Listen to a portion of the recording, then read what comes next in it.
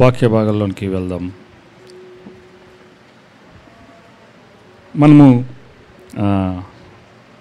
దగ్గర 4 నెలల నుంచి రోమేల్కి రాసిన పత్రికని మనము ధ్యానం చేస్తూ వస్తున్నాం. ఈరోజు ఆ పత్రికని ముగింపులోకి తీసుకురావాలని ఆశిస్తున్నాను.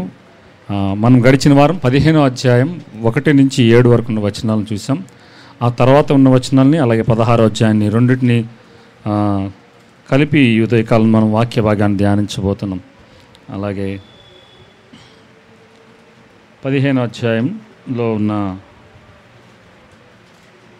8వ వచనం నుంచి ఉన్న భాగాలను ఒకసారి మనం చూసుకుందాం. 15వ అధ్యాయం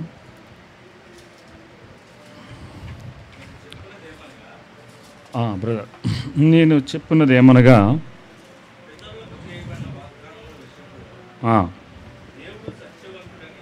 దేవుడు సత్యవంతుడని స్థాపించుటకును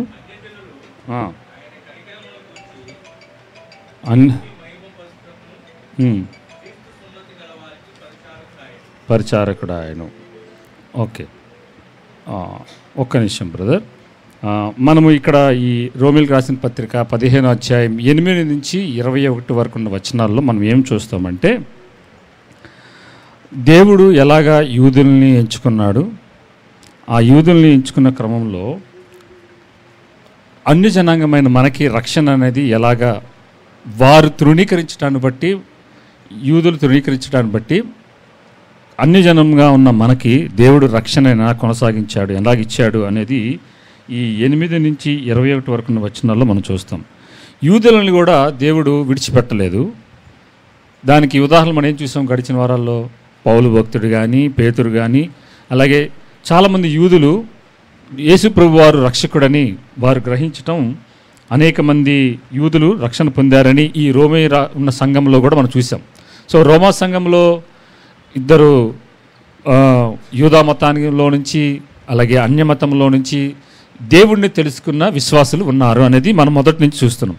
ఇక్కడ ఈ పత్రిక రాయటంలో పౌలు యొక్క ఉద్దేశం ఏంటంటే, ఆ సంఘములో ఉన్న లోటుపాట్లను సరిచేస్తూ వారిని క్రీస్తు ఎదుట నిందారహితులుగా నిలబెట్టాలన్నదే పౌలు యొక్క ఉద్దేశం. ఆ క్రమంలో ఏం చేశాడంటే ఈ 16 అధ్యాయాలను రాసుకుంటూ వచ్చాడు. సో ఆ 16 అధ్యాయాల్లో మనం చూసింది ఇంతవరకు 15 అధ్యాయాలు మనం ఏం చూసామంటే, దేవుడు మానవులకి రక్షణ అనేది చాలా ఉచితంగా ఇస్తున్నాడు, కానీ దానికి వెల అనేది చెల్లించబడింది. మనము కేవలం విశ్వాసంతో హృదయంలో విశ్వసించిన మనందరికీ ఏం కలుగుతుంది? దేవుని నీతి ఆపాదించబడుతుంది. సో మొదటి అధ్యాయం నుంచి 15వ అధ్యాయం వరకు నేను ఒకసారి క్లుప్తంగా చెప్తాను ఏం జరిగిందనేది. మనము దేవుని నీతి అంటే ఏంటో చూసాం. దేవుని నీతి అంటే ఏంటి?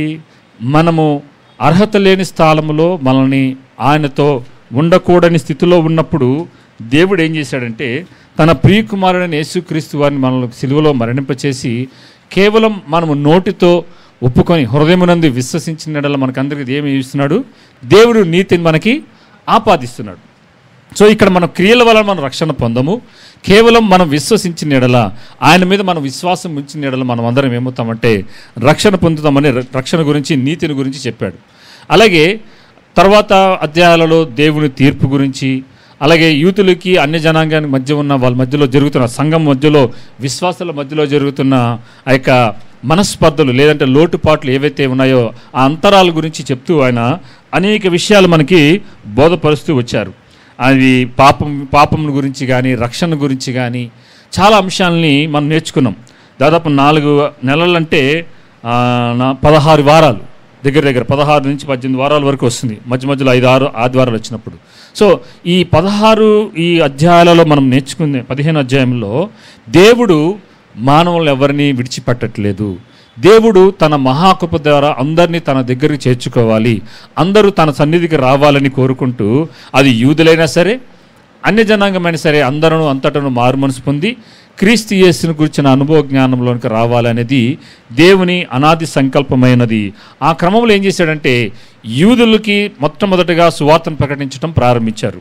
యేసుప్రభు వారు వచ్చింది కూడా తన సొంత జనాంగం కోసం వచ్చాడు, ఆయన యూదుల కోసమే వచ్చాడు. కానీ ఎప్పుడైతే యూదా జనాంగం ఆయన తృణీకరించారో, ఈయన ఇప్పుడు ఏం చెప్పాడు? వెళ్ళిపోయి తిరిగి మరణించి పునరుద్ధానుడే వెళ్ళిపోతూ శిష్యులకి ఏం చెప్పాడు? సర్వలోకానికి సర్వ సృష్టికి వెళ్ళి సువార్త ప్రకటించండి. ఎక్కడి నుంచి స్టార్ట్ చేయమన్నాడు? యెరూషలేములోను, యూదయలోను, భూదిగం అంతం వరకు మనం ఏం చేయమన్నాడు? సువార్తను ప్రకటించండి అన్నాడు. సో మొట్టమొదటిగా మన ఇంట్లో ఉన్న వారికి సువార్త ప్రకటించండి, తర్వాత మన చుట్టుపక్కల ఉన్న వారికి సువార్త ప్రకటించండి, తర్వాత మీ పట్టణానికి, మీ రాష్ట్రానికి, మీ దేశానికి సువార్తను ప్రకటించండి అని చెప్పి వారికి ఆజ్ఞ ఇచ్చారు. ఆ ఆజ్ఞానుసారంగా అనేకులు వారు ప్రకటించారు. కాబట్టి మనం కూడా తెలుసుకొని ఈ ఉదయకాలం ముందు ఆ నిజ దేవుణ్ణి, ఆ రక్షకుడైన యేసు ప్రభువాన్ని మనం కలిగి ఈ ఉదయకాలం ముందు ఆయన ఆరాధిస్తున్నాం. ఇప్పుడు ఈ 15వ అధ్యాయంలో మనము అన్ని వచనాలు మనం చదవబోట్లేదు, కానీ కొన్ని వచనాలు మనం చదువుకుందాం. ఈ 15వ అధ్యాయంలో మనం చూస్తూ ఏం చూస్తామంటే 8 నుంచి 13 వరకు ఉన్న వచనాల్లో మనం ఏం చూస్తామంటే అన్యజనులకు రక్షణ అనేది, లేదంటే వాక్యమునకు ఎలాగ విధేయులవుతారు అనే దాన్ని రాస్తున్నాడు అక్కడ. అన్యజనులకు రక్షణ, అలాగే వాక్యమునకు వారు ఎలాగా విధేయులవటం అనేది మనం చూస్తాం. అలాగే ఈ 8వ వచనంలో ఏమంటున్నాడంటే ఆయన కనికరమును గూర్చి దేవుని మహిమను గూర్చి మహిమపరచుటకు దేవుడు అన్ని జనులకు రక్షణ ఇస్తున్నాడు. చూడండి ఒకసారి చదువుదాం, 8వ వచనం చూద్దాం. అన్ని జనులకు రక్షణ అనేది, లేదంటే వాక్యానికి విధేయత అనేది ఎలా జరుగుతుంది? మనకు కలిగేది అన్ని జనుల రక్షణకు రావటం వల్ల కలిగే మొదటి లాభం ఏంటంటే మనకి నేను చెప్పినదేమనగా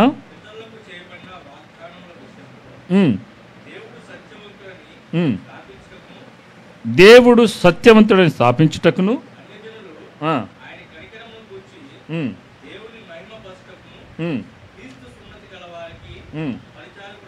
పరిచారకుడు ఆయను. అందు విషయమై ఈ హేతువు చేతను అన్యజనులలో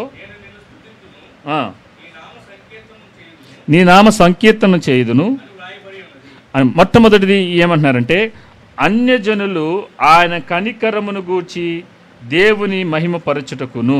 మొట్టమొదటి మనకి రక్షణ దేవుడు మనకి ఎందుకు కలగజేస్తున్నాడంటే ఆయన కనికరాన్ని గురించి మనం ఏం చేయాలంట? మహిమపరచాలంట, దేవుణ్ణి ఘనపరిచేవారుగా ఉండాలి. అన్యజనులకు రక్షణ ఎందుకు ఇస్తున్నాడంటే మొట్టమొదటిది అన్యజనులు ఆయన కనికరం. మనం అందరం ఎలా రక్షించబడ్డాం? కేవలం కృప ద్వారా మాత్రమే, విశ్వాసం వలన కృప ద్వారా మాత్రమే మనం రక్షణ పొందాము. ఆ కనికరం, ఆ కృప ఏదైతే ఉందో దానిని గూర్చి దేవుడిని మహిమపరచుటకు క్రీస్తు సున్నతి గల వారికి పరిచారకుడాయను. అంటే మొట్టమొదటిగా ఎవరికి పరిచారకుడాడు? ఆయన యూదులకి పరిచారకుడయ్యాడు. సో ఈ యూదులకు పరిచారం చేస్తూ ఉండగా ఈ యూదా మతస్థులు ఏం చేశారంటే యూదా మతంలో నుంచి రక్షణ పొందిన యూదులు చెదిరిపోయి అనేక అన్య జనాంగాన్ని సువార్త ప్రకటిస్తున్నారు. వీళ్ళు ఎప్పుడైతే ఈ సువార్తను అంగీకరించి మా పాపముల కోసం యేసు ప్రభువు వారు చనిపోయారని ఎప్పుడైతే గ్రహించారో ఇప్పుడు వీళ్ళు ఏం చేయాలి? కృప ద్వారా పొందుకున్నారు. ఈ కృపను గురించి వీళ్ళు ఏం చేయాలంటే మహిమపరచాలంట. దేవుని కృపని మొట్టమొదటిగా మహిమపరిచేవారుగా ఉండాలి. రెండో చూడండి 10వ వచనంలో చూడండి ఏమంటున్నాడు? మరియు అన్యజనులారా సంతోషించడం అన్నాడు. మనకి కలిగే రక్షణ వల్ల మనం చేయగలిగింది ఏంటంటే రెండోది ఆయన ప్రజలు ఎవరు? యూదులు. ఏర్పరచబడిన జనాంగం ఎవరంటే యూదులు. యూదులతో కలిసి మనము వారితో సంతోషించడం అంటే ఏంటండి? లోకంలో తిని తాగి వాడుతాను అది కాదు. వాళ్ళని ఎలాగైతే దేవుడు ప్రత్యేకపరచుకొని ఒక రాజ్యముగాను ఒక దేశముగాను ఆయన తయారు చేశాడో నిత్యత్వంలో వారితో పాటు దేవుడు వారితో పాటు ఎలాగైతే ఉంచబోతున్నాడో మనకి కూడా అటువంటి భాగ్యాన్ని దేవుడిచ్చారు. అన్య జనాంగం తృణీకరించబడిన మనకు కూడా యూదులకు ఇవ్వబడిన భాగ్యాన్ని మనకు కూడా అందించాడు. కాబట్టి మనం ఏం చేయాలంటే యూదులతో కలిసి వారితో మనం ఏం చేయాలంట? సంతోషించేవారుగా ఉండాలి. సో మనకి ఇచ్చిన రక్షణను బట్టి మొట్టమొదటిగా కనికరాన్ని బట్టి దేవుణ్ణి మహిమపరిచేవారుగా ఉండాలి. యూదులతో కలిసి మనం ఏం చేయాలంట? సంతోషించేవారుగా ఉండాలి. మూడోది చూడండి 12వ వచనంలో చూడండి ఏమంటున్నాడు? మరియు సమస్త అన్యజనులారా ప్రభువును స్తుతించుడి ఓకే అని చెప్పి ఉన్నది. మరియు యెషయా ఇలాగ చెప్పుచున్నాడు, వేరు చిగురు అనగా అన్యజనులకు ఏలుటకు వచ్చును, ఆయన యందు అన్యజనులు నిరీక్షణించుదురు. సో ఇప్పుడు మూడోదిగా అన్యజనులు ఏం చేస్తారంటే రక్షణ పొందినప్పుడు వారికి ఒక నిరీక్షణ అనేది ఉంది. సో మనమందరము అన్యజనులుగా మనం ఏం చేస్తామంటే ఆయన యందు నిరీక్షణ ఉంచుతాం. మనకు ఉన్న నిరీక్షణ ఏంటి? మనకి మనం ఖచ్చితంగా ఆయనతో పరలోకంలో ఉంటాం. మనకి దేవుడు నీతిని కనుక ఆపాదించినప్పుడు, ఎప్పుడైతే నా పాపముల కోసం చనిపోయాడని మనం నమ్మి విశ్వసించినప్పుడు దేవుడిని మహిమపరుస్తూ యూదులను వారితో కలిసి సంతోషిస్తూ మనకున్న నిరీక్షణ ఏంటంటే దేవుడు ఖచ్చితంగా నన్ను ఆయనతో పాటు తన బిడ్డగా నిత్యత్వంలో నన్ను ఉంచుకోబోతున్నాడు, నేను పరలోకానికి వెళ్ళబోతున్నాను అనే ఒక నిరీక్షణ ఉంది. ఎవరైనా అటువంటి నిరీక్షణ లేని వారు ఎవరైనా ఉన్నారు ఇక్కడ? లేదు కదా. దేవుడు ఖచ్చితంగా మనము ఆయన వాక్యానుసారంగా జీవించినప్పుడు, ఆయనకి ఇష్టానుసారంగా మనం జీవించినప్పుడు ఖచ్చితంగా మనము ఆయన రాజ్యములో మనమందరము ఉంటాం అనేది ఇక్కడ అన్ని జనులకు రక్షణ వలన కలుగుట వలన పొందిన 3 ప్రయోజనాలు ఇక్కడ రాస్తున్నాడు. అలాగే 18 నుంచి 19 వరకు ఉన్న వచనాల్లో అసలు ఎట్లు అన్ని జనాలకి వాక్యానికి ఎలా విధేయులు అవుతారనేది ఇక్కడ చెప్తున్నాడు. చూడండి, రక్షణ అనేది ఎలా వస్తుందనేది చెప్తున్నాడు. 18 నుంచి ఎలాగనగా అన్యజనులు విధేయులగటము అంటే ఏంటంటే ఇక్కడ రక్షణ పొందడం. విధేయత దేనికి చూపిస్తారు? చెప్పబడిన సువార్తకి, విత్తబడిన వాక్యానికి వాళ్ళు ఏం చేస్తారంటే ఆ రక్షణను అంగీకరించి వారి జీవితంలో యేసు ప్రభు వారిని ఆ వాక్యానికి విధేయత చూపించినప్పుడు కలిగే ఎట్లు వారు వాక్యానికి విధేయులవుతారు అనేదాన్ని ఇక్కడ రాస్తున్నాడు. 5 అంశాలు రాస్తున్నాడు. చూడండి అక్కడ ఎలాగా విధేయులవుతారంటే మొట్టమొదటిది వాక్యము చేతను, క్రియ చేతను, గురుతుల బలము చేతను, మహత్కార్యముల బలము చేతను, పరిశుద్ధాత్మ బలము చేతను.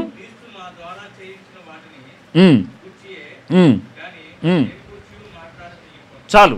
ఇక్కడ అన్యజనులు మనం ఎప్పుడైనా గమనించండి, మీరు వెళ్ళి సువార్త ప్రకటన చెయ్యాలంటే మొట్టమొదటిగా మనలో ఏముండాలి?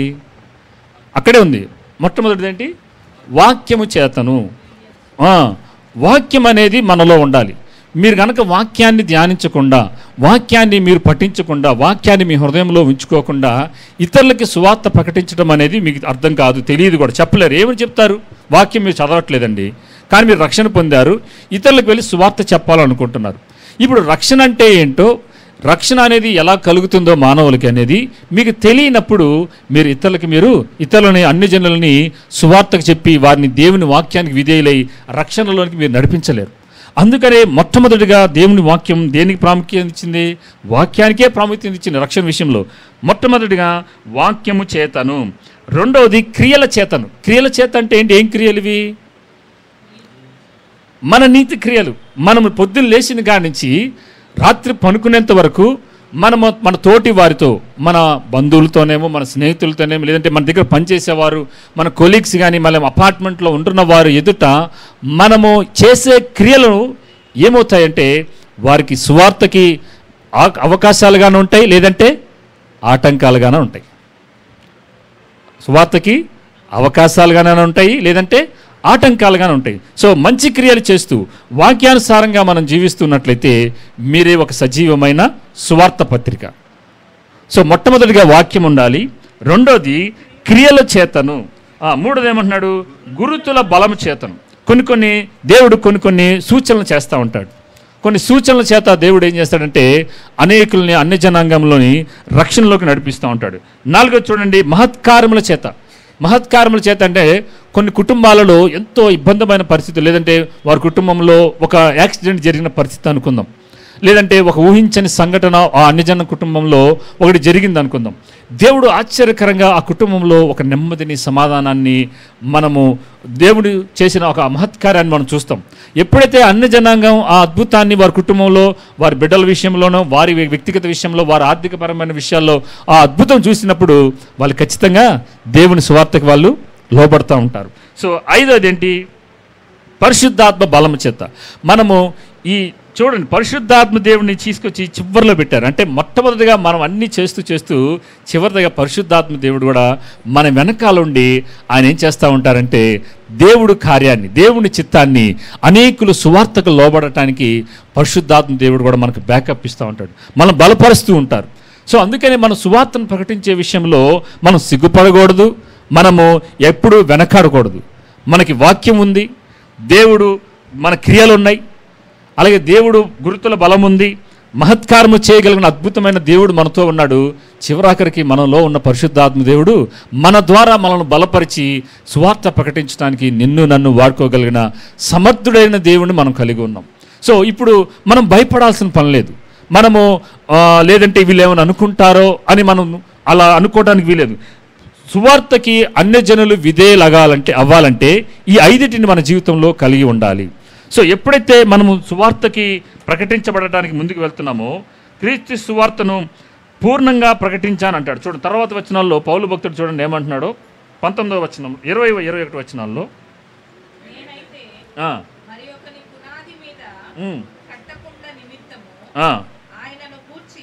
ఎక్స్క్యూజ్ మీ నాన్న, ఒకసారి 19th చివరి వచనం చూడండి ఒకసారి.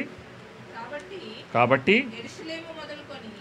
యెరూషలేము మొదలుకొని చుట్టుపట్లనున్న ప్రదేశములందు ఇల్లూరికి ప్రాంతము వరకు చూడండి.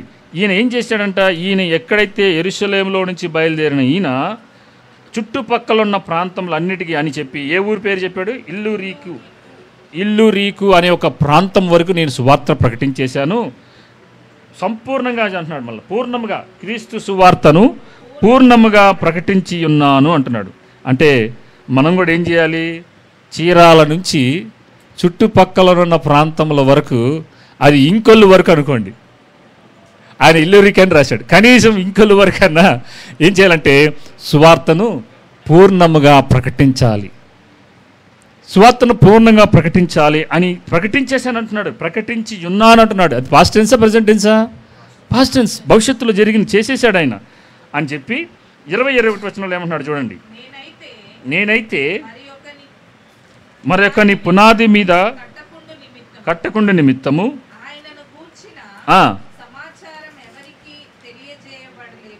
ఆయన గూర్చిన సమాచారం ఎవరికి తెలియచేయబడలేదో వారు చూతురనియు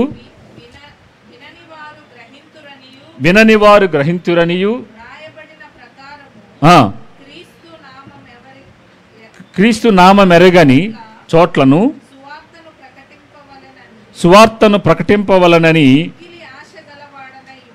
మిక్కిలి ఆశగలవాడనై ఉండి అలాగున ప్రకటించితిని. ఇక్కడ చూడండి, ఇక్కడ ఒక మంచి స్టేట్మెంట్ చెప్తున్నాడు.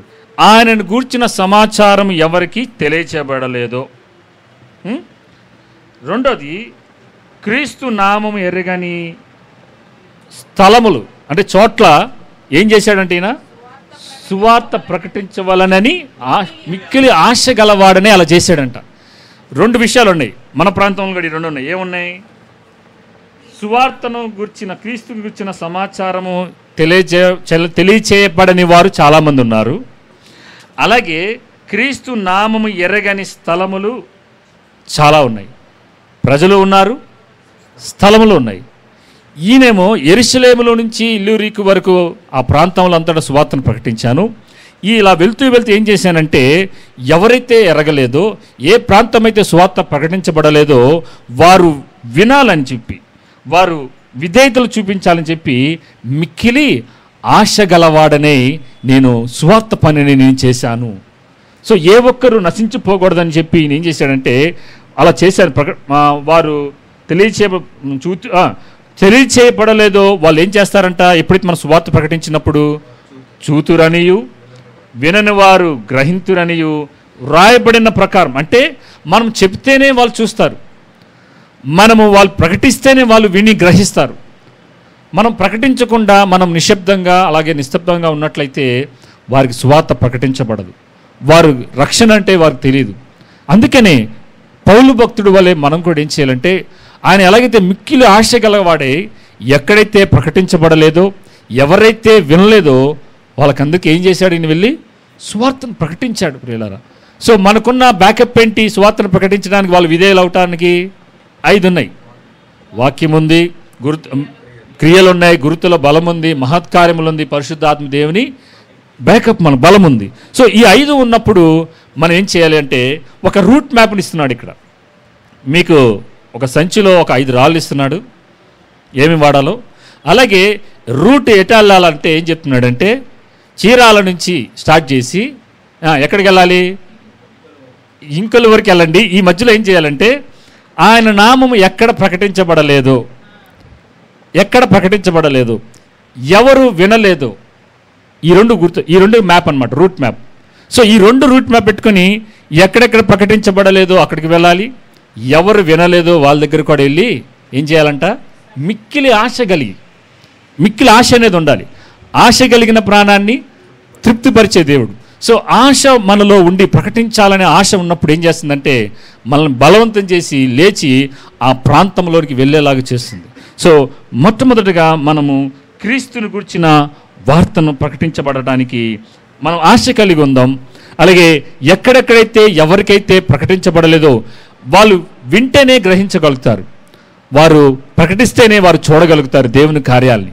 నీ జీవితంలో నుంచి నువ్వు చేస్తున్న నీ జీవిత క్రియలను బట్టి వారు దేవుని వాక్యానికి విధేయులు అవ్వాలంటే నీ జీవితమే ఒక సాక్ష్యం, నీవే ఒక సువార్త పత్రికగా ఉన్నావని మనం గ్రహించాలి ప్రియులారా. సో ఇవాంజలిజం అనేది మనం చెయ్యాలి. మనం చాలాసార్లు నేను మన సంఘముగా ఇది చెయ్యట్లేదని మనం ఒప్పుకోవాలి. సువార్తీకరణ పని మనం చెయ్యట్లేదు కాబట్టి మన సంఘంలోనికి ఆత్మలు మరింత కొత్తవి యాడ్ అవ్వట్లేనేది పరిశుద్ధాత్మ దేవుడు మనకు చెప్తున్నారు. మనం సిద్ధపడాలి, ప్రార్థన చేయాలి. అలాగే సిద్ధపడి మనం ఏం చేయాలి, ఇక్కడ పౌలు భక్తుడు ప్రార్థన చెయ్యండి సువార్త గురించి ప్రకటించబడటానికి అని ఆ మాట వాడలేదు. కానీ ఏం చెప్తున్నాడు, వాక్యం ఉంది, పరిశుద్ధాత్మ దేవుడు సహాయం ఉంది, గుర్తుల బలం ఉంది, మీ క్రియలు ఉన్నాయి, వీటన్నిటికి పైపిచ్చిగా ఆసక్తి మనలో ఉండి ప్రార్థన చేయాలి. అలాగే ఎవరికైతే ప్రకటించబడలేదో, ఏ ప్రాంతంలో అయితే ప్రకటించబడలేదో, ఎవరైతే వినలేదో వాళ్ళ యొద్దకు మనం వెళ్ళి సువార్తను ప్రకటించాలి.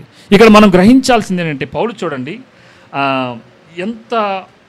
అంత ముసలివాడైనప్పటికీ మనము ఆయన జీవితంలో ఎంతోమందికి ఆయన జీవితమే ఒక సాక్ష్యంగా ఉంది. ఆయన యూదా మతస్థుడు అయినప్పటికీ ఈయన దేవుడు అన్యజనులకి అపోస్తలుడిగా ఎంచుకున్నాడు, అన్యజనులకి సువార్త ప్రకటించడానికి. సో తను తాను తగ్గించుకొని ఒక యూదా మతంలో నుంచి వచ్చిన వ్యక్తి అంటే వాళ్ళకి ఎంతో పౌరుషము రోషం ఉంటుంది తెలుసా. మేము సజీవుడమైన నిజమైన దేవుణ్ణి మేము ఆరాధిస్తున్నాం, సేవిస్తున్నాం అనే ఒక రోషం ఉంటుంది. వాటన్నిటిని పక్కన పెట్టి అన్యజనాంగం దగ్గరికి వెళ్ళి సువార్తను ప్రకటిస్తూ ఉన్నాడు. సో మనము ఏమై ఉన్నామో, మనం ఏమి కలిగి ఉన్నామో, మన స్థితి ఏంటో మన గతేంటో మర్చిపోయి మనం ఎంత స్థాయికి వెళ్ళాలంటే అవతల వారిని దేవుని స్వరూపంలో సృజించబడ్డారు అని ఒక దృక్పథంలో వారికి రక్షణ అనేది అవసరం అనేది గ్రహించి మనం సువార్త ప్రకటించడానికి మనం నడుము కొట్టుకోవాల్సిన అవసరత ఎంతైనా ఉన్నదని ప్రభుపేట మీకు మనం చేస్తున్నాను పిల్లారా.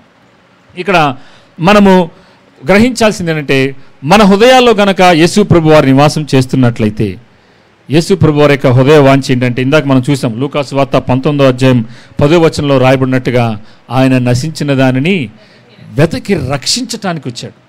అదే ఆయన హృదయవాంఛ.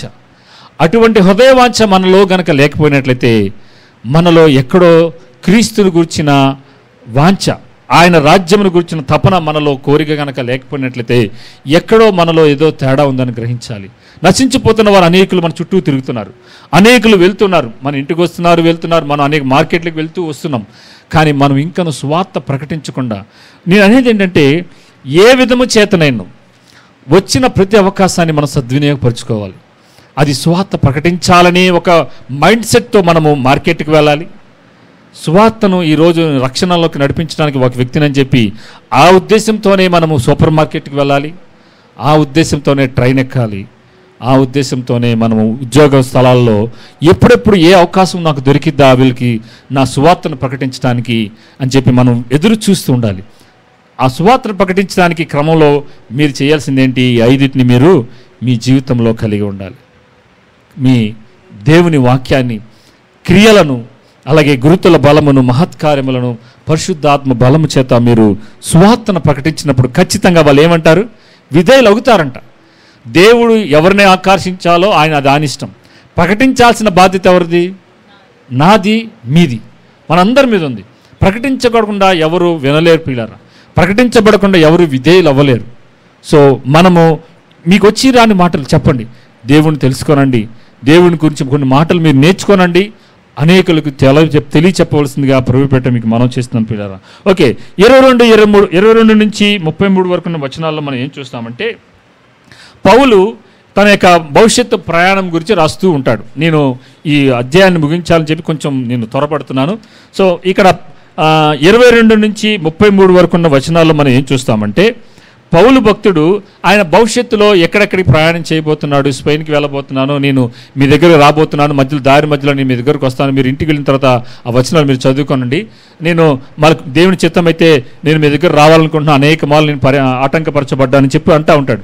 సో ఈ వెళ్తూ ఏం చేస్తాడంటే కొంత చందాని పట్టి యెరూషలేముకి నేను తీసుకువెళ్తున్నాను, వారి యొక్క పరిశుద్ధుల అవస్థలో 26 వచనం చూడండి. ఏలయనగా యెరూషలేములో ఉన్న పరిశుద్ధులలో బీదలైన వారి నిమిత్తం. వీళ్ళు ఎవరంట? యెరూషలేములో ఉన్న పరిశుద్ధులు ఉన్నారు. ఈ పరిశుద్ధులు ఎవరంట? వీళ్ళు బీదలైన వారు. సో అంటే బీదలలో కూడా పరిశుద్ధులు ఉంటారు. పరిశుద్ధతకి పేదరికము ధనికత్వం అనేది ఉండదు. దేవునిలో ఉన్న ప్రతి ఒక్కరు, క్రీస్తునందు రక్షణ పొందిన ప్రతి ఒక్కరు పరిశుద్ధులే. అది నీ ఆర్థిక స్థితిగతిని బట్టి నీ పరిశుద్ధత ఉన్నత స్థాయిలోకి వెళ్ళదు. కానీ వీళ్ళు పరిశుద్ధులైన వారు, కానీ వీళ్ళకి ఆర్థిక పరంగా అంతగా స్తోమత లేనప్పటికీ వీరు పరిశుద్ధులు అంటున్నాడు. మనం పరిశుద్ధులుగా ఉందామా, ధనవంతులుగా ఉందామా? ధనం లేకపోయినా పర్లేదు, కానీ పరిశుద్ధులైన భేదవారుగా ఉంటే శ్రేష్టమైన బహుమానం మనకి పరలోకంలో ఉంటుందని ఇక్కడ రాస్తున్నాడు. ఈ వారి కోసం ఏం చేస్తున్నాడంటే కొంత సొమ్మును చందా పట్టి వారి కోసం తీసుకెళ్తున్నానని చెప్పి ఈ అధ్యాయంలో ఈ వచనాల్లో రాస్తూ ఉంటాడు. సో అది మీరు ఇంటికి వెళ్ళినాక చదువుకోండి. సో ఇది భవిష్యత్తును గురించిన ప్రయాణం విషయంలో ఇక్కడ 15వ అధ్యాయాన్ని ముగిస్తాడు. ఇప్పుడు 16వ అధ్యాయంలోకి మనం వచ్చినట్లయితే ఈ 16వ అధ్యాయంలో మనం ఏం చూస్తామంటే అందరికీ వందనాలు చెప్తూ ఉంటాడు. ఇక ముగింపుకు వచ్చేసింది. 16వ అధ్యాయంలో మనం ఏం చూస్తామంటే ఇక్కడంతా ఆయనకి వందనాలు, ఈ సహోదరికి వందనాలు, ఇక్కడ ఉన్నవారు మీకు వందనాలు తెలియజేస్తున్నారు అని చెప్పి అనేక మందికి పేర్లతో సహా అక్కడ వందనాలు చెప్తూ ఉంటాడు. మీకు ఒకవేళ మీ ఇంట్లో ఎవరికైనా పిల్లలు కానీ ఆడపిల్ల కానీ మగపిల్ల కానీ పుడితే పేర్లు పెట్టాలనుకుంటే ఈ 16వ అధ్యాయం చదివి అక్కడున్న పేర్లు పెట్టుకోవచ్చు. అక్కడ ఎంతమంది పేర్లు ఉంటాయంటే 26 పేర్లు కనబడతాయి మనకి. అక్కడ 26 మంది పేర్లు కనబడతాయి. 16 అధ్యాయంలో ఏది ఎవరికి వందనాలు చెప్పారో పేర్లు 26 అయితే 2 పేర్లు అక్కడ రాయబడిన పేర్లు కూడా ఉంటాయి. అలాగే ఇక్కడ శుభాకాంక్షలు, ఇక్కడ వందనాలు చెప్తున్న సహోదరులు ఎవరనేది 6 పేర్లు రాశారు, 6 విశ్వాసుల పేర్లు. సో ఇట్లాగా ఈ అధ్యాయాన్ని 16 అధ్యాయాన్ని ముగింపులోకి తీసుకొస్తూ ఏమంటాడంటే పౌలు భక్తుడు ఈ అందరి పేర్లు రాయటంలో ఉన్న ముఖ్య ఉద్దేశం అంటే he's a friend maker and soul winner. He's a friend maker and soul winner. చూడండి అక్కడ మొట్టమొదటి వచనంలో 16వ అధ్యాయం మొదటి వచనంలోనే ఎవరి పేరు రాశారు? ఫీబే అనే సహోదరి గురించి రాస్తున్నాడు. అలాగే ఆమె ఏం చేసిందో రాస్తున్నాడు. తర్వాత క్రీస్తు యేసునందు నా జతపనివాడైన ప్రిస్కిల్లాకును అకుల్లాకును నా వందనాలు చెప్తున్నాడు. అలాగే వారు నా ప్రాణమున కొరకును రిటర్న్ చెప్తున్నాడు. తర్వాత 5లో ఆసియాలో క్రీస్తుకు ప్రథమ ఫలమై ఉన్న నా ప్రియుడకు ఎఫనైట్కు వందనాలు అంటున్నాడు. మీ కొరకు బహుగా ప్రయాసపడిన మరియకు వందనాలు అంటున్నాడు. నాకు బంధువులను నా తోడి ఖైదీలనైన అంద్రోనియాకును యూనియాకును వందనాలు చెప్తున్నాడు. ఇలా ప్రతి ఒక్కరి పేరు చెప్తూ వాళ్ళు ఏం చేశారో కూడా రాస్తున్నాడు కదా, ఏమేమి చేశారో కూడా రాస్తున్నాడు. ఒక దినానంట మనమందరం పరలోకం వెళ్ళినప్పుడు ఆ జీవ గ్రంథంలో కూడా యేసుప్రభు వారు ఇలా చదువుతాడంట, ఫలానా శ్యామ్ గారు ఇవన్నీ మీరు చేశారు అని చెప్పి ఎలాగైతే పౌలు భక్తుడు వారి గురించి వాళ్ళు చేసిన దాన్ని యథార్థంగా వాళ్ళు ఏదైతే చేశారో, ఎలాగ శ్రమ పడ్డారో, ఎలాగ దేవుని పని నిమిత్తం వాళ్ళు ఏమేమి చేశారో అవన్నీ ఎలాగైతే పౌలు భక్తుడు ఈ 26 మంది గురించి 28 మంది గురించి ఎలాగైతే రాశాడో మనందరి కోసం కూడంట మనందరూ ఏమైతే దేవుని పని నిమిత్తం చేస్తున్నామో అవన్నిటినీ గ్రీవగ్రంథంలో రాసి రేపొద్దున ఆయన దగ్గరికి వెళ్ళినప్పుడు ఇవన్నీ చేశారు, మీకందరికీ కృతజ్ఞతలు, మనకందరికీ బహుమానాలని దేవుడు సిద్ధపరుస్తున్నాడు అనేది ఇక్కడ మనం చూడొచ్చు. ఇక్కడ రాస్తుంది ఏంటంటే పౌలు ఒక friend maker and a soul winner. ఇది చాలా ప్రాముఖ్యమైనది ఈ స్టేట్మెంట్. ఎందుకంటే మనం ఎందుకు ఫ్రెండ్ మేకర్గా ఉండాలంటే, ఫ్రెండ్లీగా ఉండాలంటే the aim is to win souls. మనం అందరితో ఇంతమందిని, వీళ్ళందరూ అన్య జనాంగం, వీళ్ళందరూ గ్రీసు దేశస్తులుగా ఉండి అన్య జనాంగంలో నుంచి రక్షణ పొందిన విశ్వాసులు అన్నమాట. వీళ్ళందరికీ ఆయన వందనాలు చెప్తున్నాడు. వీళ్ళందరూ దేవుని ఇంటిలో జత పనివారులుగా చెప్తున్నాడు. కొంతమంది శ్రమలు పడ్డాడు అంటున్నారు, కొంతమంది నాకు సహాయం చేశారంటున్నారు, కొంతమంది నాకు బంధువులు అంటున్నారు, అలాగే నాకు ప్రియుడైన సహోదరుడైన ఎవరితను అంప్లియాతుకు వందనాలు అంటున్నాడు. క్రీస్తునందు మన జత పనివాడకు ఊర్బానకునకును నా పీడకు స్టాకునకు వందనాలు చెప్తున్నాడు. వీళ్ళందరినీ పేరు పేరున ఆయన ఎరుగున్నాడు. ఎందుకంటే వాళ్ళందరితో ఆయన స్నేహపూర్వకంగా మలిసి ఏం చేశాడంటే తన జీవితాన్ని వారి ఎదుట జీవించి సువార్తను ప్రకటించాడు. సో ఫ్రెండ్లీగా ఉంటూ మనం ఏం చేయాలంటే మన మోటివ్ ఏంటంటే సువార్తను ప్రకటించటం. ఒక దైవజనుడు ఏమన్నాడంటే ఆయన మనమందరమంట ఈ లోకములో ఈ భూమి మీద ఇతరులకి సహాయం చేస్తున్నప్పుడంట మనము ఆ సహాయం అనేది ఎలా ఉంటుందంటే ఈ భూమి మీద మనము చెల్లించే అద్దె లాంటిదంట. మనం భూమి మీద ఉంటున్నాము, మన పరలోక యాత్రము, మన పరలోక నివాసులము, మనం ఈ భూమి మీద అద్దెంట్లో ఉంటున్నాం. ఈ ఇల్లు అనేది ఒక అద్దిల్లు. సో దాని రెంట్ ఎలా పే చేస్తామంటే ఇతరులకి సహాయం చేసినప్పుడు, ఇతరులని రక్షణలోకి నడిపించినప్పుడు మీరు ఆ రెంట్ని పే చేస్తారంట. సో భూమి మీద ఉన్నంత కాలం ఇతరులకి మనం సహాయం చేస్తూ ఇతరులకి మనం సువార్తను ప్రకటిస్తున్నప్పుడు ఏమవుతుందంటే మనం ఈ పరలోకానికి వెళ్తున్నప్పుడు ఈ అద్దెని ఇంటిని విడిచి వెళ్ళినప్పుడు దేవుడు మనకు నిత్యమైన స్వాస్థ్యాలని బహుమానాలని ఖచ్చితంగా నీకు నా కొరకు ఆయన సిద్ధపరుస్తున్నాడని మనం గ్రహించాలి. సో మనం చేసే ప్రతి వాటిని మనం ప్రతిఫలం ఇచ్చే దేవుడు. మనం చేస్తున్న ప్రతి వాటికి, మనం చెయ్యని వాటికి ప్రతిఫలం ఎప్పుడు దేవుడు ఇవ్వడు. చేస్తున్న వాటికే ప్రతిఫలం ఉంటుంది, అది మంచిదైనా చెడ్డదైనా సరే. సో ఇక్కడ వీళ్ళందరికీ మంచి ప్రతిఫలాలు ఇవ్వాలని చెప్పి ఎలాగైతే పౌలు భక్తుడు రాసినట్టుగా మన జీవితంలో కూడా దేవుడు అనేకమైన శ్రేష్టమైన వాటిని వీరిని గురించి ఉన్నవే రాశాడు పౌలు భక్తుడు. అలాగే మనం చేసిన వాటిని కూడా దేవుడు రాస్తాడు. సో మనం ఏం చేయలేదనుకోండి మన బహుమానాలు లిస్ట్ ఏమవుతూ ఉంటుంది, తగ్గిపోతూ ఉంటుంది. మీరేం చేయొద్దు, మీరు ప్రార్థన చేయండి, సువార్త ప్రకటించి కనీసం మన బ్రతుకు దినముల్లో ఈ జీవితంలో ఒక్క ఆత్మ అయినా మీరు దేవుని సన్నిధికి నడిపించండి. Please, soul winning is the heartbeat of the god and the ద చర్చ్. మనం ఆత్మలు గనక మనం రక్షించకుండా, ఆత్మలకు సువార్త ప్రకటించకుండా మన సంఘము వృద్ధి చెందదు. మనం ప్రార్థన చేయాలి, ఆదివారం కూడుకోవాలి, అన్నీ చేస్తూ కూడా వీటన్నిటిలో మనం ఒకటే ఆలోచన విధానం కలిగి ఉండాలి. అది నీ కుమార్తెతో స్టార్ట్ అవ్వాలి, నీ కుమారుడితో స్టార్ట్ అవ్వాలి, నీ చుట్టుపక్కల ఉన్న వారితో స్టార్ట్ అవ్వాలి. మన లొకాలిటీలో, మన పట్టణంలో మనము సువార్త ప్రకటన అంటే చాలాసార్లు మనం అనుకోవచ్చు ఒక పెద్ద మైక్ పెట్టుకొని సౌండ్ సిస్టమ్ పెట్టేసి ఒక గ్రౌండ్లోకి వెళ్ళి 4 బాక్సులు పెట్టేసి ఫ్లెక్స్ బ్యానర్ కట్టేసి స్టేజ్ కట్టేసేసి అక్కడ నుంచి నేను సువార్త ప్రకటిస్తే అది మాత్రమే సువార్త ప్రకటన అని అనుకోవద్దు.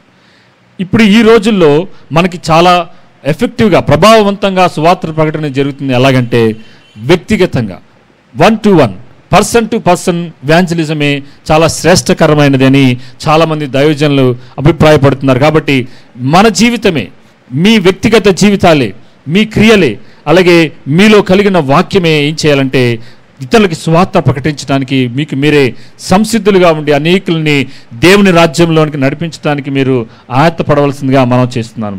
ఇప్పుడు ఈ 16వ అధ్యాయంలో 17 నుంచి 20 వరకు వచనాల్లో అక్కడ ఏం రాస్తాడంటే 1 నుంచి 16 వరకు వచనాలు అందరి పేర్లు రాసుకుంటూ వస్తాడు. మళ్ళీ 17 నుంచి 20 వరకు వచనాల్లో అక్కడ అబద్ధ ప్రవక్తల గురించి రాస్తూ ఉంటాడు. ఇక్కడ మీరు గమనించండి, మనము సువార్త ప్రకటన చేస్తూ ఉండాలి. అట్ ద సేమ్ టైం మీరు ఆత్మీయంగా ఎదుగుతున్న క్రమంలో బోధను ఏ బోధ అయితే వింటున్నారో ఆ బోధను అబద్ధ బోధను వింటున్నారా లేదంటే దుర్బోధను వింటున్నారా అనేది మనం చాలా జాగ్రత్తగా ఉండాలి. మంచి నడవడికలు కలిగి వాక్యానుసారమైన జీవితాన్ని జీవిస్తూ సువార్త ప్రకటన చేస్తూ మనము ఆరోగ్యకరమైన అంటే సువార్త మంచి బోధన హితబోధను మనం వింటున్నామా, ఎటువంటి బోధలు వింటున్నామో ఆ బోధకుల విషయంలో చాలామంది అబద్ధ బోధకులు అంత్యదినాల్లో వస్తారని గడిచిన అధ్యాయాలు మనం చూసాం. కాబట్టి మనము వ్యక్తిగతంగా మీరు ఏది పడితే ఆ వాక్యాలు మీరు వినొద్దు దయచేసి ప్రియులారా. ఎందుకంటే విన్నది ప్రతిదీ మంచిది కాదు, వినేది మంచిది అన్నిది మంచిది కాదు. సో శ్రేష్టకరమైనది మనకి మన ఆత్మలకు క్షేమాభివృద్ధిని కలిగజేసే వాక్యం ఏదైతే ఉందో దానిని వినేవారుగా మీరు ఉండండి, ఆ వ్యక్తులను మీరు అనుసరించమని చెప్పి ఇక్కడ ఈ 4 వచనాల్లో రాస్తూ ఉంటాడు. తర్వాత 25 నుంచి 27 వరకు ఉన్న వచనాలు ఒకసారి ఇవి చూసుకొని మనము ఈ వాక్య భాగాన్ని మనం ముగింపులోకి తీసుకువెళ్దాం. 25 నుంచి 27 వరకు ఉన్న వచనాలని మనం ఒకసారి చదువుకుందాం. ఒక్క నిమిషం. సమస్తమైన అన్యజనులు విశ్వాసమునకు విధేయులగునట్లు అనాది నుండి రహస్యముగా ఉంచబడి ఇప్పుడు ప్రత్యక్షపరచబడిన మర్మము నిత్యదేవుని ఆజ్ఞ ప్రకారము ప్రవక్తల లేఖనముల ద్వారా వారికి తెలుపబడి ఉన్నది. చూడండి ఇక్కడేమన్నాడు, సమస్తమైన అన్యజనులు విశ్వాసానికి విధేయులవ్వాలి. అంటే ఏం చేశారంట దేవుడు? అనాది నుంచి రహస్యంగా ఉంచబడిన దాన్ని ఇప్పుడు ప్రత్యక్షపరచబడిన మర్మము. ఏంటి ఆ మర్మం?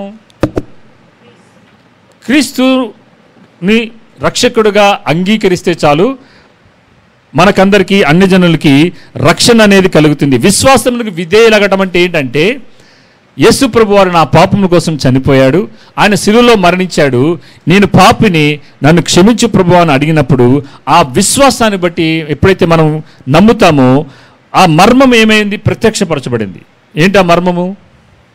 యేసు ప్రభు వారు సమస్త మానవాళి కోసం శిలువలో మరణించాడు, అందరి పాపముల కోసం ఆయన మరణించాడు. ఇక ఏ ఒక్కరు జంతువులు బలిని అర్పించవలసిన పని లేదు, ఏ ఒక్కరు పాపపు స్థితిలో ఉండాల్సిన పని లేదు. సో ఎప్పుడైతే ఆ రహస్యంగా ఉంచబడిన దాన్ని ఇప్పుడు దేవుడు ఏం చేశాడంటే, ప్రత్యక్షపరచబడిన ఆ మర్మాన్ని ప్రవక్తల లేఖనముల ద్వారా ఏం చేయబడిందంట? వారికి తెలుపబడింది. సో ఇప్పుడు మనకు తెలుపబడింది, మనం ఏం చేయాలి? ఇతరులకు తెలియజేయబడాలి. మనము గ్రహించిన, మనము ఎరిగిన ఈ మర్మాన్ని ఎవరైతే ఇంకనూ విధేయతలోకి రాకుండా ఇంకనూ అవిశ్వాసంలో ఉన్న అన్యజనాంగం ఎవరైతే ఉన్నారో వారు కూడా ఈ లేఖనములను వారికి ప్రకటించినప్పుడు, వారికి తెలియచేసినప్పుడు కూడా వాళ్ళు ఏమవుతారంటే వాక్యానికి విధేయత చూపిస్తారు. కాబట్టి మీరు కూడా ఏం చేయండి అంటే, మీరు ఎరిగిన ఈ సత్యాన్ని అనేకులకి మీరు తెలియచేయండి, అనేకులకు మీరు ప్రకటించండి అని చెప్పి చివరి వాక్యపు ముగింపులో కూడా ఆయన అదే రాస్తున్నాడు. నా సువార్త ప్రకారముగాను యేసుక్రీస్తుని గూర్చిన ప్రకటన ప్రకారముగాను మిమ్మల్ని స్థిరపరచుటకును శక్తిమంతుడును అద్వితీయ జ్ఞానవంతుడైన దేవునికి యేసుక్రీస్తు ద్వారా నిరంతరము మహిమ కలుగునుగాక, ఆమేన్ అని చెప్పి తన వాక్యాన్ని ఇక్కడ ముగింపులోకి తీసుకొస్తున్నాడు. ప్రియులారా, దేవుడు అనాదిలోని ఎప్పుడైతే ఆదాము పడిపోయిన వెంటనే ఈ సువార్త మర్మాన్ని సిద్ధపరిచాడు. పిల్లరా, సో అలా సంవత్సరాలు గడిచే కొద్దీ, శతాబ్దాలు గడిచే కొద్దీ దేవుడు ఏం చేశాడంటే అబ్రహాము ద్వారా, ఇస్సాకు ద్వారా, యాకోబు ద్వారా అనేక తరములలో నుంచి, దావీదులో నుంచి, దావీదు యొక్క ఒక యెషయా చిగురులో నుంచి ఏం చేసి, దావీదు చిగురులో నుంచి దేవుడు ఏం చేశాడంటే యేసు ప్రభు వారిని తీసుకొచ్చి సిలువలో మరణింపచేసి మానవులకు అందరికీ రక్షణ కార్యాన్ని సిలువలో ఆయన జరిగించాడు. పిల్లరా, ఇదే సువార్త మర్మం. ఈ మర్మాన్ని ఏం చేశాడంటే దేవుడు ఈ అంత్య దినాలలో బయలుపరిచి నీకు నాకు రక్షణ కలిగించాలని, మనమందరము రక్షణ పొంది మనమందరము ఆయనతో కూడా నిత్యత్వంలో ఆయన ఉండే స్థలంలో మనమందరం ఉండాలని చెప్పి దేవుడు ఏం చేశాడంటే ఈ రక్షణ సువార్తని రోమీలకు రాసిన పత్రిక అనే ఈ పుస్తకం ద్వారా మానవులకందరికీ సువార్తను అందించాడు. అందుకని చాలామంది వేదాంత పండితులు ఏమంటారంటే ఇది రోమీలకు రాసిన పత్రిక కాదు, ఇది అపోస్తులు పౌలు రాసిన సువార్త అని అంటారు. అపోస్తులైన పౌలు రాసిన సువార్త పత్రిక అంటారు. సో ఈ సువార్త కనుక, ఈ రక్షణను గూర్చిన కనుక మానవులు కనుక నిర్లక్ష్యం చేస్తే మనం నిత్య నాశనంలోనికి వెళ్తాం. కాబట్టి సంగమ, నువ్వు రక్షణ పొంది నువ్వు ఆత్మీయమైన ఎదుగుదల కలిగిన జీవితాన్ని మీరు జీవిస్తున్నట్లయితే ఈ సంఘంలో ఉన్న వాళ్ళకి రాస్తున్నాడు, మీకు మీరే ఎలా తగాదలు పడద్దు, గొడవలు పడద్దు, మనస్పర్ధలు కలిగి ఉండద్దు, ఒకరితో ఒకరు సమాధానం కలిగి ఉండండి, ఒకరితో ఒకరితో ఐక్యత కలిగి ఉండండి, అన్ని విషయాల్లో ఒకరినొకరు సమాధానంగా ఉండి మీరు ఇప్పుడు ఏం చేయాలంటే తోటి వారికి, తోటి అన్యజనులకి మీరు సువార్తను ప్రకటిస్తూ ఉండండి. ఎందుకంటే దేవుడు సువార్త ప్రకటించబడట ద్వారానే వారు విధేయులవుతారు. దేవుని వాక్యమును కలిగి మీ క్రియల ద్వారా, గురుతుల బలము ద్వారా, మహత్కార్యముల ద్వారా, పరిశుద్ధాత్మ ద్వారా మీరు ఏం చేయండి అంటే ఎక్కడైతే దేవుని వాక్యం ప్రకటించబడలేదో, ఎవరైతే ఇంకను సువార్త వినలేదో అది చీరాల నుంచి ఇంకుల వరకు వెళ్తారో, ఎక్కడి దాకా వెళ్తారో పరిశుద్ధాత్మ నడుపుదల మేరకు మొట్టమొదటిగా ఎక్కడి నుంచి స్టార్ట్ చేద్దాం? మన ఇంటిలో ఉన్నవారు. మన ఇంటిలో ఉన్న వారికి మీరు చెప్పండి. మనం మంచి విషయాలు చెప్తాం కదా, అరే అలా చెయ్యొద్దు, అలా ఉండొద్దని. అలాగే వారికి దేవుడు అవసరం. చాలామంది కుటుంబాల్లో దేవుడు అవసరం ఎంతో ఉంది, రక్షణ అవసరం ఎంతో ఉంది. అది గ్రహించకుండా ఇహలోక సంబంధమైన విషయాలు, మంచి విషయాలు చెప్పటం మంచిదే, చెప్పాలి కూడా. వాటన్నిటికన్నా ముఖ్యంగా, ప్రాముఖ్యంగా మన బిడ్డలకి, మన ఇంటిలో ఉన్న వారికి, ఎవరైతే మన బంధువులతో సహా రక్షణ గురించి చెప్పే విషయంలో, సువార్త చెప్పే విషయంలో దయచేసి ఎవరు సిగ్గుపడద్దు. ఒకవేళ మీరు చెప్పడం చేత కావట్లేదు, మాలోటలు పిలవండి, లేదా మీరు వాక్యాన్ని నేర్చుకోనండి, ప్రార్థన చేయండి. ప్రార్థన చేయటం అందరం చేయగలం కాబట్టి వారి గురించి ప్రార్థన చేయండి. అలాగే సువార్తను ప్రకటించడానికి వచ్చే ప్రతి అవకాశాన్ని మీరు ఎప్పుడూ చేజార్చుకోవద్దు. మనము రకరకాలుగా మనం ప్రయత్నాలు చేయాలి. సువార్తను ప్రకటించాలనే ఆశ కలిగి ఉండాలి. ఎలాగైతే పౌలు భక్తుడు కలిగి ఉన్నాడో అనేక చోట్ల ప్రకటించాలనే మిక్కిలి ఆశ కలిగి ఈయన ఏం చేశాడంటే సువార్తను ప్రకటించాడు. ఎంతో వేల మందిని ఆయన రక్షణలోకి తీసుకొచ్చాడు. కేవలం క్రీస్తు యేసు ఎదుట పొందే ఆ బహుమానం కొరకు. ఆ బహుమానం అనేది మన కొరకు సిద్ధంగా ఉంది.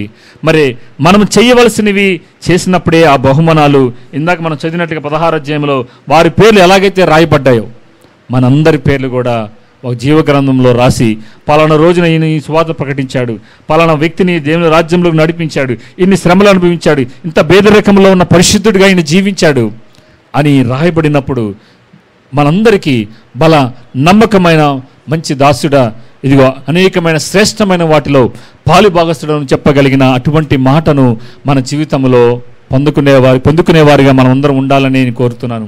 మనం ఏ ఒక్కరము నువ్వెవరో నేను ఎరగను, మీరెవరో నేను ఎరగను అని చెప్పే స్థితిలోకి మనం ఎవరు ఉండకూడదని నేను ప్రభుపేట మిమ్మల్ని బతిమాలుతున్నాను. పిల్లలు ప్రతి ఒక్కరు మనము అటువంటి స్థితిలోనికి, ఒకవేళ మీ కుటుంబాల్లో రక్షణ లేని వారి కోసం మొదటగా ప్రార్థన చేయండి.